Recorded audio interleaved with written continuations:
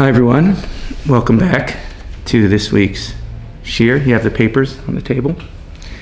Last week we began Os Daled in Maisa Yitzira in the Zeronim section. Today we're going to be finishing it. It's a shorter piece. Then just a roadmap ahead, what we're going to be doing, and this will be probably the largest amount of shiurim in this section. We're going to get to another very exciting piece after this called Yisurim Mimrakim, and it's Rav Kook on suffering. So that's exciting to be able to learn that with everyone. And for now, we're learning Maisa Yitzira, just to catch everyone up. Rav Kook called this piece acts of formation, formative acts, Maisa Yitzira. And what we started learning last week was about how the Torah and the mitzvahs we do have the power of transformation in them. So if you want to transform your life, these formative acts, Torah and mitzvahs, is an amazing way. It brings down this awesome heavenly light into us. I was reminded one of the things we do on Rosh Hashanah is we dip the apple in the honey, and all throughout Yom Narayim. And I once heard that why do we dip it in honey? Because if you leave something in honey long enough, it turns into honey. So it's the same thing with the Torah, what we're learning. With the light of Hashem, you do the mitzvahs, you keep the Torah, it has this transformative power. Today, what we're going to see is Rav Kook is going to expand this Maisa Yitzira, this transformative action, into the Geula. And he's going to talk about how the Geula is this unbelievable transformative experience, kind of like therapy. You have this process that happens over time, and he's going to expand about this to talk about the inside-out nature of redemption. And Therapy. What? It's like therapy. We have people making therapy jokes in the office, in the Havdil. They didn't like the therapy analogy, saying it's the Havdil. The Geula is much greater than therapy, of course. Much greater than therapy, of course. But the point that I wanted to bring, at least, is that it's a formative experience. It's a process that happens over time. That's all I wanted to say about this topic. Tough audience today. Okay. Now we're jumping in. Everyone has the first page. You have the first page, the third paragraph on the first page. Mirachok anu roim et Knesset Yisrael meuteret bechol hadara. From a distance, we're able to see Klal Yisrael, Knesset Yisrael, the soul of Israel, meuteres, crowned bechol hadara, in all its splendor. Oh, welcome. Grab a sheet over here. We're just starting for today. How's it going? Good. Excellent. The third paragraph on the page Merachok. Just to catch you up, we're talking about the transformative nature of the Geula. We're talking, welcome. We have some latecomers for the video, right? We're talking about the transformative power of Geula and of mitzvahs. So just throwing you right in for coming, okay? Merachok anu roim et Knesset Yisrael meuteres bechol hadara. From a distance, we see Knesset Yisrael, the soul of Israel, crowned in all its glory. K'moshe anu cholmim aleh u'mitzapim lirota, like we dream about and we long to see it.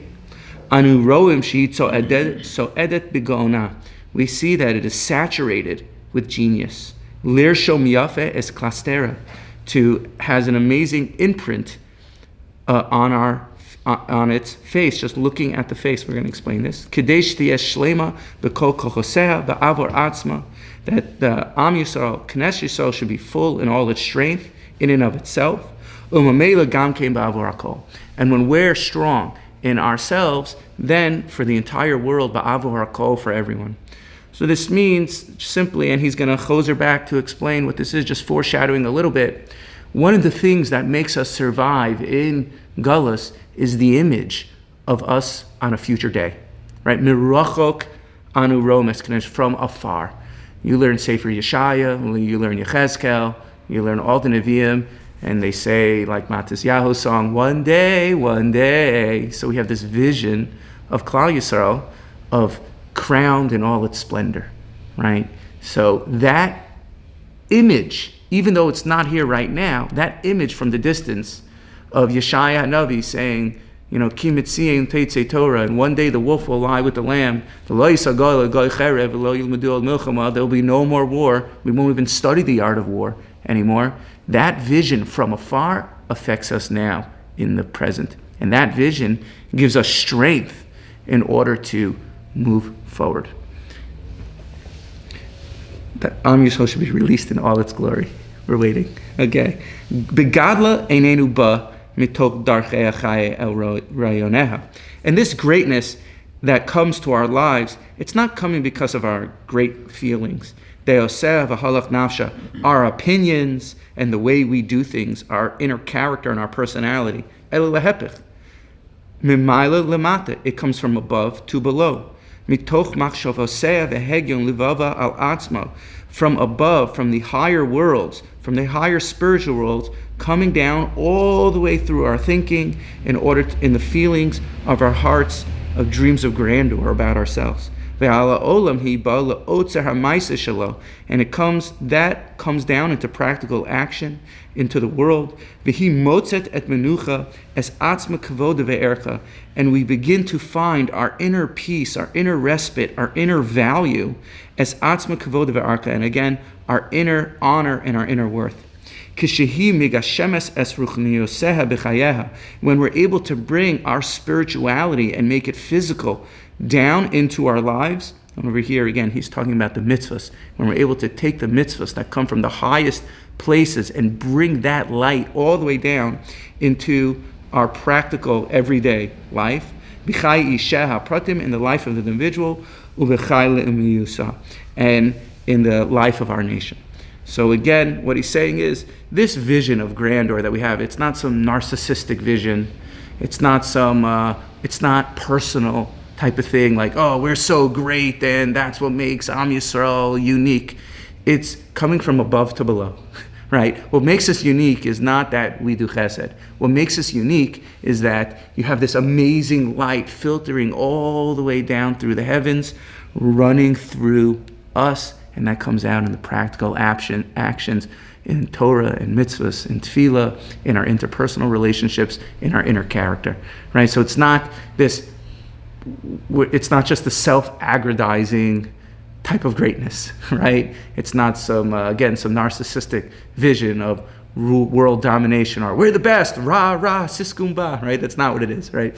It's this heavenly light all the way coming from all the way beyond the world of Atzilus, right? All the way through the worlds of Bria, Yasir, and Asira, coming all the way down to us, filtering through the soul of Israel, the Knesset Yisrael, all the way down to the to the tiniest detail, right? How you tie your shoe. This shoe first and this shoe, right? It's like all these mundane things, but that's our genius.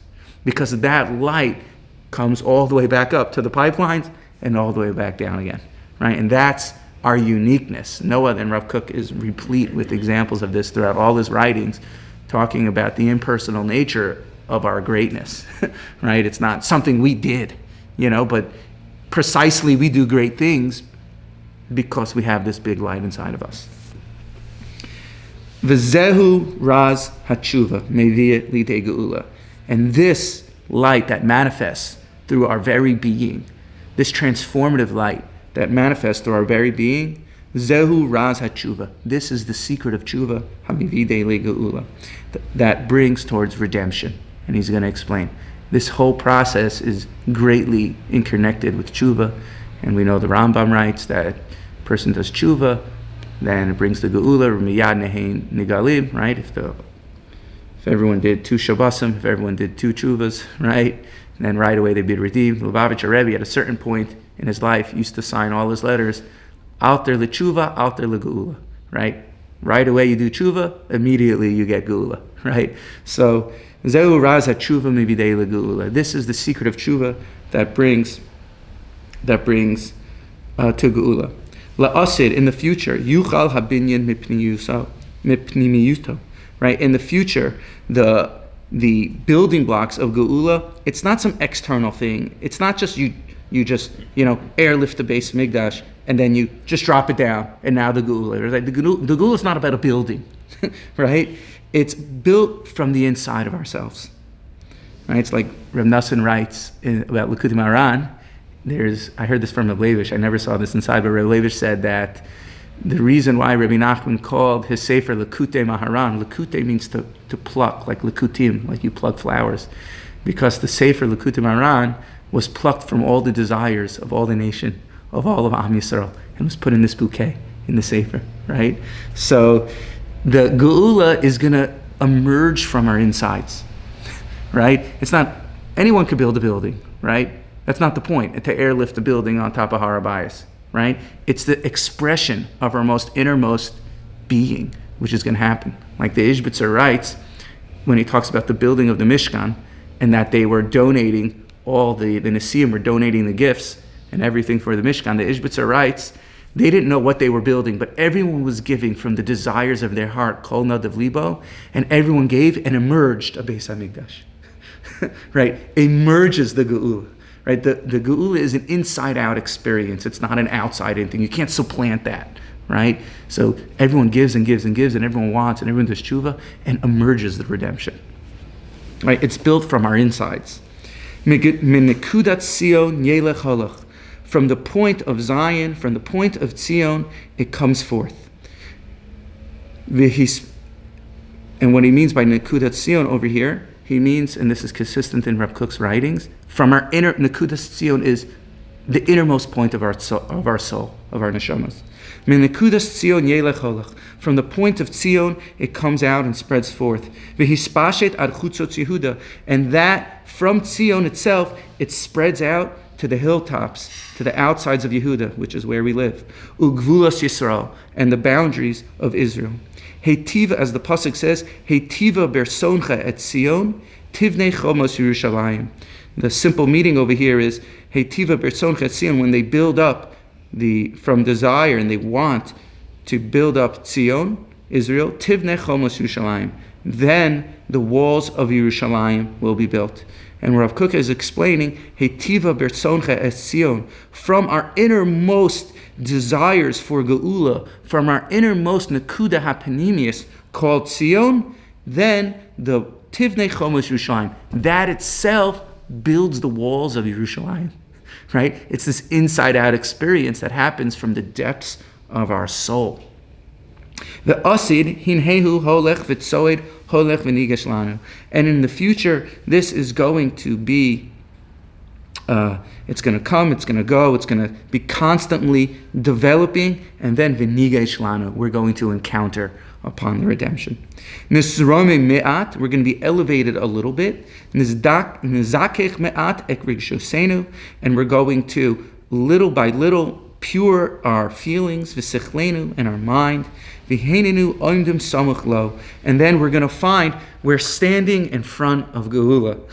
Hinenu roin es radas karne or hamuflaim b'tziif, right? We're going to see the radiance of light that is mulafin b'tzaif, which means tziif means a scarf, umulafim means enveloped, like we're wrapped in this scarf of Geula, of light. Asher midat dakuto ovyo toilehi b'cheshbono haprati, that depending on whether how refined or how thick it is, it's all dependent on our inner working.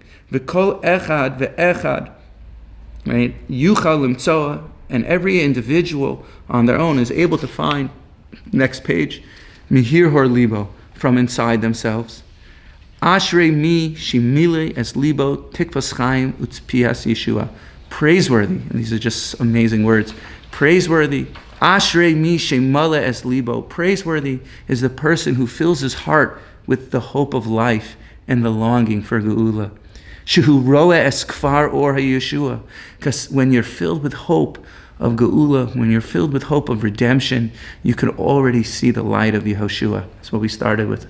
From Merachok, you see it, right? When you're filled with hope in your heart, you can already taste the light of Geula. Kihi sholachas lanu es kovea. That the Geula is sending us its rays of hopes from a distance. From a distance, right? It's sending us the rays of hopes from a distance. We're receiving that light.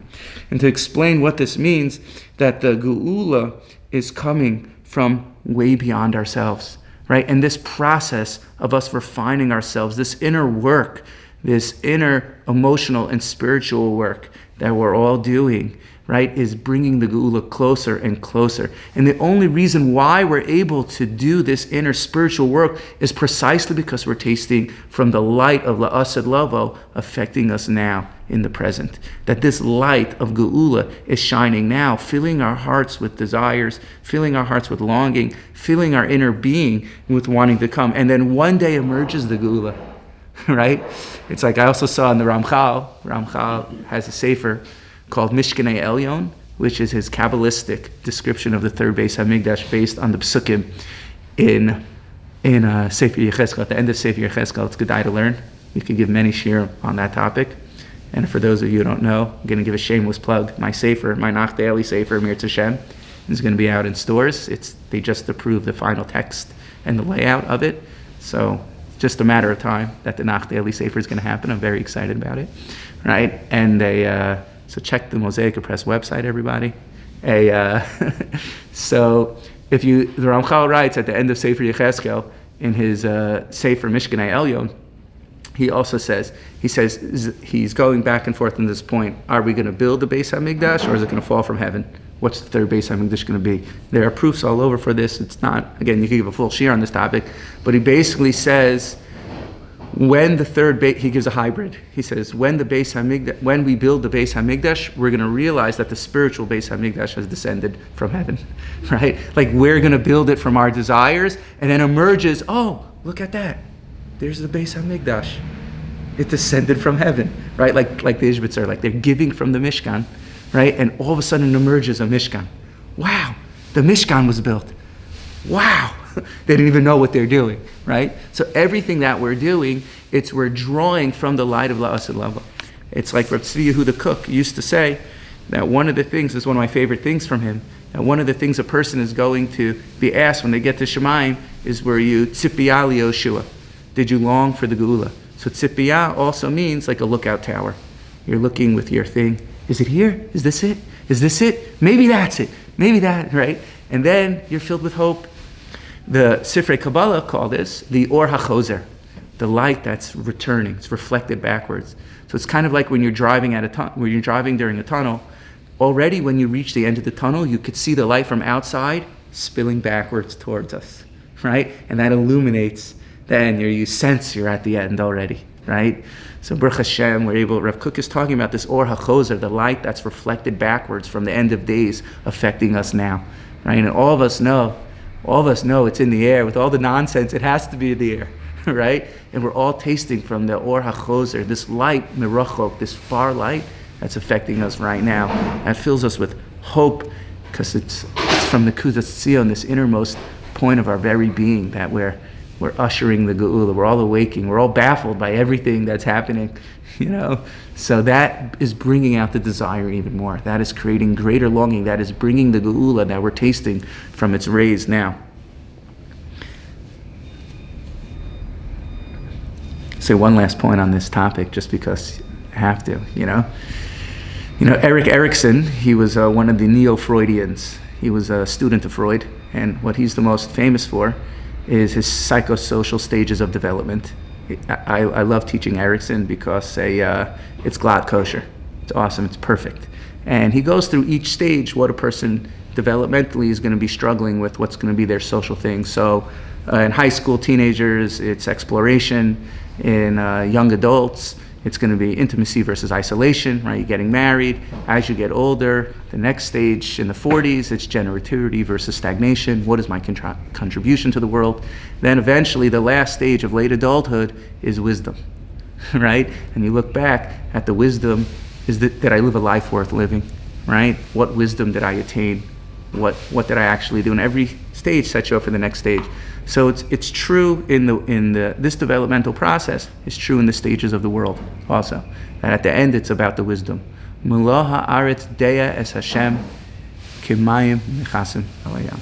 Right? That the world is going to be filled with the knowledge of God like the waters that cover the earth. The Daas Elokim, this awareness, this inner light, the fact that we could sit here in 2025 and learn Rav Kook is part of the Geula. Right? It is part of the redemption that we could learn these amazing ideas just enclosed in this way, right? The fact that we have Pnimius HaTorah and there's an explosion, that's the Daas. So in the stages of history, of the world development, we're at the end. We're at the end. We're holding by wisdom, right? We did the exploration stage. We did the generativity versus stagnation, right? What's the Jewish contribution to the world? We know that's over, right? Now it's wisdom. We're waiting. We're opening ourselves up little by little for the Daas, like Erickson says. The Daas Elokim coming down all the way through us. Okay, betoch haTorah niglas haniglate from within the Torah that's revealed, in kol si'ufeha, with all its branches, mitparetz hazerem shel mayanot hanistarim halalu. It like mitparetz, it breaks down the flow of springs of the hidden Torah. Hanistarim halalu, these depths that we're learning about, the Sisrei Torah, the Pnimius Torah, that flows from the revealed part of the Torah. Novim mimanke hamachshavas ha'elyon, they flow out from the depths of thought of the Jewish people. Shenetzach Yisrael chai bahem, that the eternal, right? Netzach Yisrael yishaker, right? The eternality of the Jews comes from, as the pasuk says, right here. I forgot that it's here. Netzach Yisrael yishaker, right? That the eternalities, the longevity, the netzach, the strength, means all that will not lie. V'lo yinachim ki lo adam hu linachim, and will not be consoled, because this eternality of our nation is unconsolable, and it's not on man to console. The only person who could, chas v'shalom, not person, the only being that could console us is God Himself, right? And this is what Rav Kook is saying. From the revealed comes the hidden, right? The mayanos ha'pnimius ha'Torah, the secrets of Torah, the nistarim of Torah, that all the tzaddikim are revealing, are part and parcel. Because as we get closer to the world stage of the Daas coming in, of the awareness coming in, of the developmental stages of humanity, right? The Daas Elokim needs to come down in abundance. It needs to start flowing down. So we have these shiurim, these Rav Kook shiurim, many shiurim in Pnimius HaTorah, right? That people are just thirsting to learn. The soul is thirsting because the only thing that could satisfy it is in the nistarim. It's like one of the only things we have from the Baal Shem Tov in his handwriting, actually, is his famous letter. And his famous letter, his revelation letter, is when he revealed himself to his brother-in-law, Reb Gershon of Kittiv. And there's all this mice. I'm not going into all these details over here. I'm going to skip part of the story, but the Baal Shem Tov, before he revealed himself, he made himself very, very simple. And in fact, to his future brother-in-law, he made himself seem like an idiot. Okay? He made himself like nothing, like a total am haaretz. And his brother-in-law Reb Gershon was so upset that he was marrying his sister, right? And the Baal Shem Tov just pretended to be an am haaretz over and over and over again. He didn't let on to his secret ways. But in his revelation letter, when he revealed himself to his brother-in-law, Reb Gershon, he writes this letter, and he says, I had an aliyas neshama. Again, this could be a whole shiur in its own right, but I had an aliyas neshama, and I went through all the worlds, and I passed this world, and all the souls were grabbing onto me. And then I went up to another world in Shemayim, and again all the souls, until I reached the Heichel of Mashiach. And I got there, and I said, Mashiach me'ema sai kasimar. When are you coming?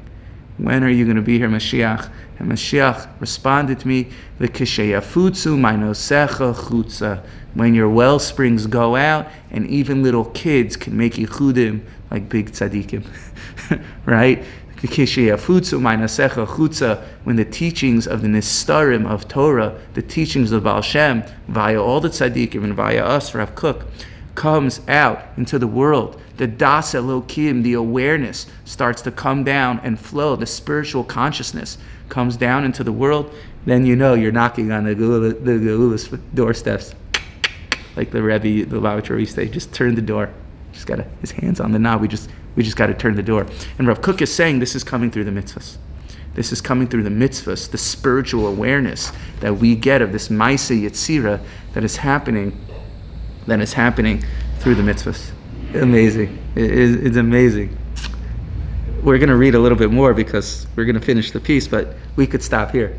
We could stop here. And I love this because it's just like, it's panemius, it's inner. We all want inner. It's Geula talk. We're all ready. We're all here, but we got to keep on the ritzonos, keep on doing Torah and mitzvahs, right? And doing it with awareness, knowing we're taking the light, that Hashem only reveals himself in that light because he chooses to reveal himself in that light. And he put it in these small doses. He puts us in the small doses, You have a psychedelic experience just from doing mitzvahs, because the light is coming so far beyond us, and we don't feel that. But in the future, we're going to feel that, So you have this amazing thing, okay. Ubetoch hachaim giluyim hanasim le'einenu, and from hachaim giluyim hanasim, and from this revealed life, hanasim le'einenu, that is happening in front of our eyes, hamotziim es makomo betzura shel sukkah.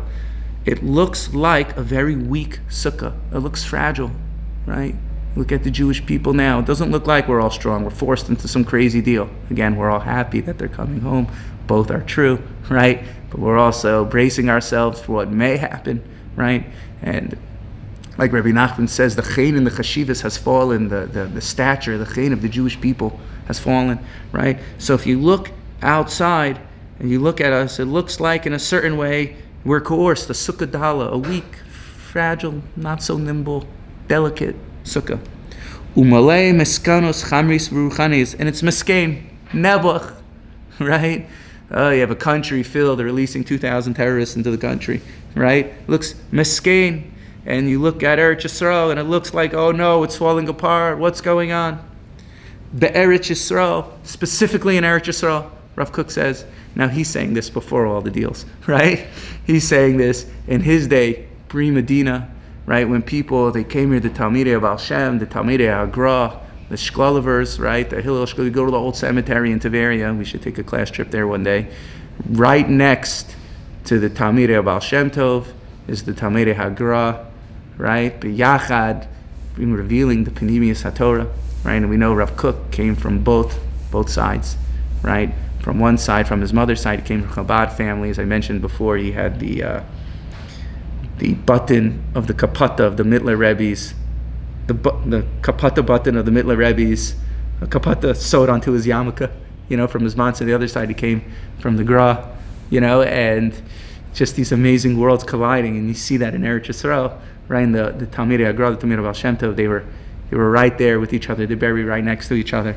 They came, there was starvation, right? There was plagues. We all know the history, right? So you're going to look at Eretz Yisrael and you're going to see meskein, nebuch, right?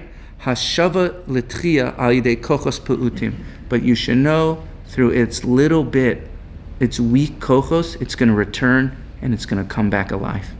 Hanidchafim al yidei rayanos ha'amumim. And it's going to push forward through its small thoughts. Amumim means ambers, like its embryonic state of thoughts of little geula, like burning, like you have a fire and the ambers are burning a little bit afterwards, and you see the wind is pushing it. But that eventually is going to grow and grow and grow. Hirhure leiv mileim mechashakim v'kitzbei yush. We're going to have doubt in the heart and worry filled with darkness and jumps of yush. Kitzbei yush. It's kind of like, I'm picturing the flame like bouncing around, like this is jumping, right? Those ambers are bopping and dopping. They're jumping around, and that's going to be our yush. What's going on in the country? What's with this? What's with that, right? Is it ever going to happen? Mudlachim b'delech shel kfira. And it's going to be entrenched with a stream of kfira, of complete denial of God, unetiyat resha, and inclination towards evil. Right? And again, he's talking about over here the early Zionists, right? Just responding to the early Zionists that totally hated the Torah and wanted to destroy everything. And we're somewhat suffering from that still today, right? It hasn't finished, Ubetoch tocham, and this only Rav Kook would say this, Ubetoch tocham, but within their innermost point, mistateret shchina el chai, is hidden the God of all life. Nothing is separate from God. Nothing. Inside Herzl, inside Ben Gurion, inside the people who started the Medina, even though they're filled with riciousness and badness and kfira, right? Betoch tocham mistateres shchina el chai, deep in subterfuge, in their subconscious mind, so deep in their soul is God. Ma gadlu masecha Hashem, pasuk. How great! Now you can appreciate this. Ma gadlu masecha Hashem. How great are the actions of God? Ma'od amku mashvasecha, and how deep is His thoughts? Hashem's thoughts are so deep that He's guiding every second of history and just using people as a tool in order to bring about the Geula. You think it's Ben Gurion, you think it's Bibi, you think it's Herzi Halevi who just resigned, you think it's the deal, you think it's Witkoff, you think it's Trump, you think it's all these people. No way. Magalu Masecha Hashem. Ma'od amku mashach. How deep are his thoughts? Betoch tocham mistateres shchinas el chai. From their innermost depth, even though they don't even realize it, God is there. God is guiding them.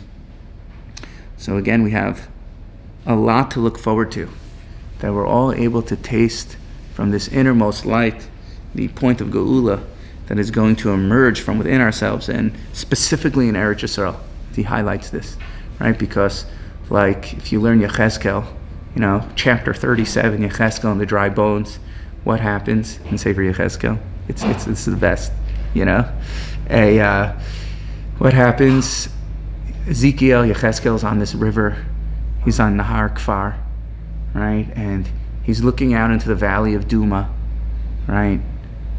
And he's seeing scattered bones, a graveyard everywhere.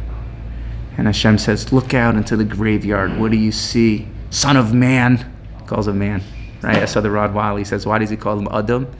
Because Yechezkel reached to be able to see into the world of Atzilus. And therefore he didn't want anyone to confuse Yechezkel as an angel. So he kept putting him in his place to keep him humble. To say, man, Ben Adam, you're a man, right? Could you imagine seeing Yechezkel, how much chizuk you would get from that? A guy looks like an angel, So much so where Hashem has to call him Adam, man, to keep on putting him in his place, that the whole world should know that he's not actually an angel, he's a man, right? And he's sitting there, and he's looking over the valley of Duma, and there are bones everywhere. And Hashem says, what do you see? And he says, I see the valley of bones.